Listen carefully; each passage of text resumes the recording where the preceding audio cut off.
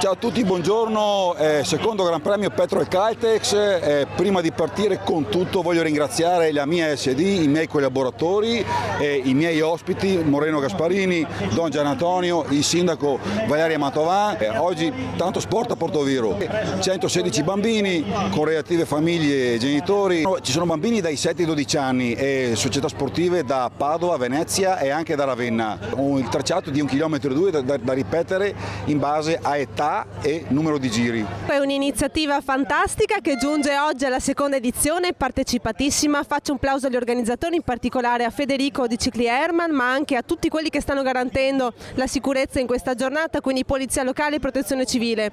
È sicuramente una vetrina per la nostra Portoviro, una vetrina fatta di sport ma anche di attrattività, perché qui partecipano, come diceva benissimo Federico, tantissima gente che viene anche da fuori provincia e fuori regione. Quindi io sono a ringraziare in qualità di amministratore e di primo cittadino, ringrazio i nostri cittadini che si impegnano così tanto per far conoscere e far fare bella figura alla nostra città.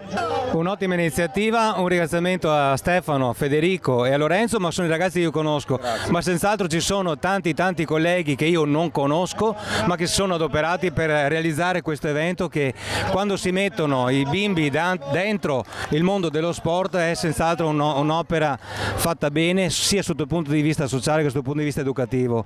Credo che questo evento sia destinato a crescere, a essere portato negli anni e soprattutto ad avere una sensibilità verso quello che è il mondo dello sport attraverso i bimbi, attraverso i giovani, assolutamente importante. Un plauso a Portoviro, un plauso a voi che oltre che fare e avere questa passione dello sport fate oggi tanto volontariato.